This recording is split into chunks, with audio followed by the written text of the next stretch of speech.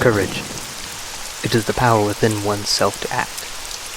Cowardice is often named when one's courage runs short, when it feels safer to ignore the call to act. A sense of safety is smart for survival, but with no risk comes any reward.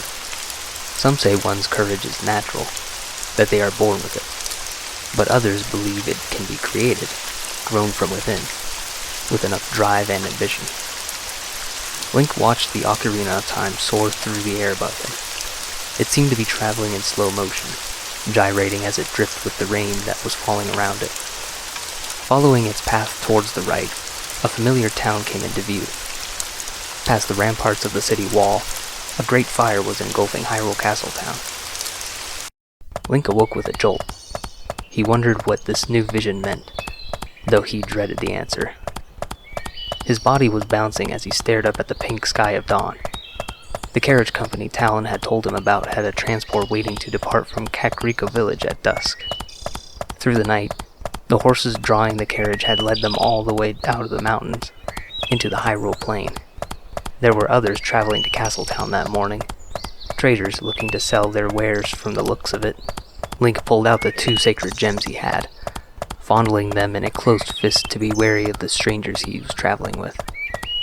The 2 stones felt similar, smooth and hard, contrasted by the pointy ends of the gilded gold. He could see the deep green and the crimson red in his mind, and imagined the dark blue of a sapphire, a Zora sapphire.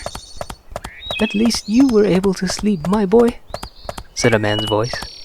There were 4 of them, but Link had not noticed with whom he was riding with. The man speaking was dressed well, sporting a matching purple coat and pair of knickers.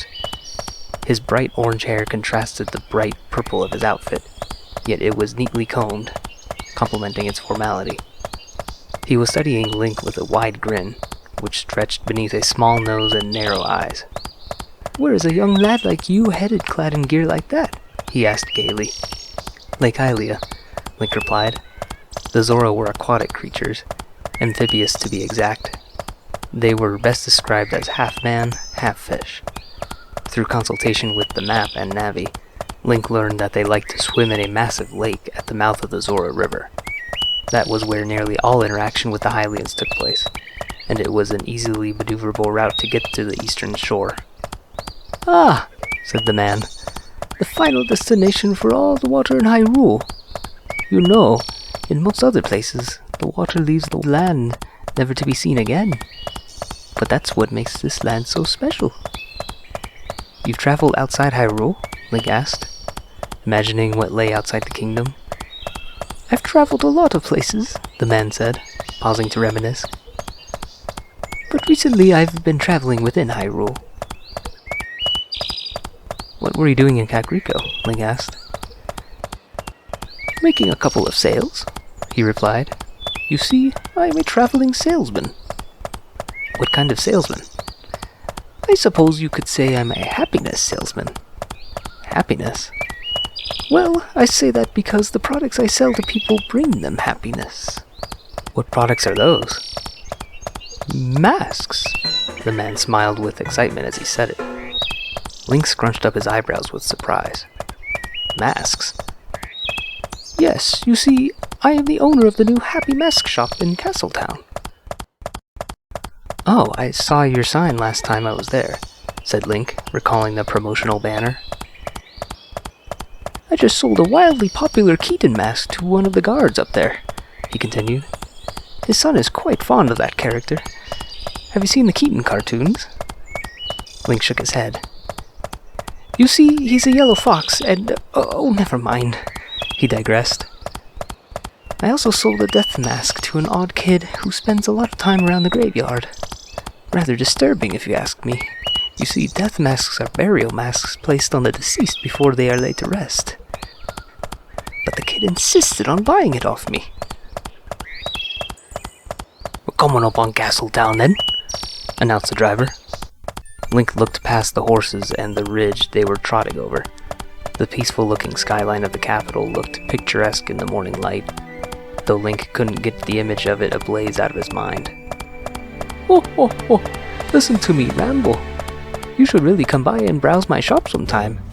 It is my philosophy that masks can bring everyone joy. It just takes the right one, he said with a wink. Oh, and mind the Gerudo thieves on your way to Lake Hylia. You see, they like to raid settlements not far off the main road to the lake. The pass to their lands is just north of the lake, in Gerudo Valley.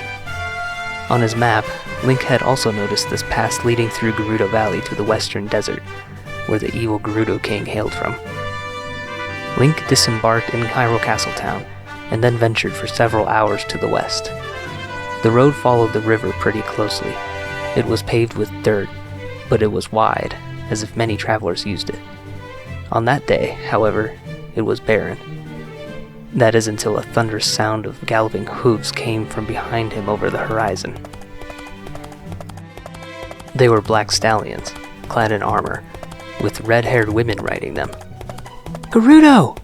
Navi softly exclaimed. Link bolted off the road and found a bundle of bushes to hide in. The galloping grew louder and louder. Holding his breath, he waited for them to pass. To his dismay, he heard the horses begin to decelerate. They stopped several yards away from him and dismounted.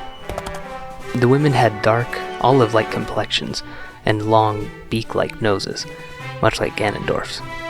They wore heavy, bright-colored makeup, tight leather vests, and loose silk pants. They wore their bright red hair in ponytails so long they swung about their belts, which hung glimmering curved scimitars by their hips. A few ventured into some trees, perhaps to find food or gather water from the river. The others that stayed behind stood around, waiting. "Damn king," one of them said in disgust. It was a choppy accent, but it was Hylian. "He honestly expects us to forget the past and form an alliance with this bloody kingdom? No, an alliance implies two equals forming a mutual agreement," another one said. "He wants us to bow down before him." "I can't wait to burn that wretched city to the ground," another said. Link couldn't believe what he was hearing. He didn't want to believe it, yet he knew it the whole time. He kept seeing it over and over, their leader chasing the princess out of the city, which was ablaze in the distance in his dream the previous night. Those visions were only dreams, though. Deep down, Link hoped that these visions were just that. But after hearing it straight from a Gerudo's mouth, that hope disappeared. His terror made him forget he was hiding. He shuffled, which caused a rustling noise, cutting off their conversation. The women turned their heads in Link's direction. Sweating with fear, Link froze. One of them came over to investigate, gripping the hilt of her curvy sword. As he prayed that he wouldn't be seen, the woman swept the area with her golden eyes. To Link's fortune, the Gerudo that had gone off came back, distracting the investigator.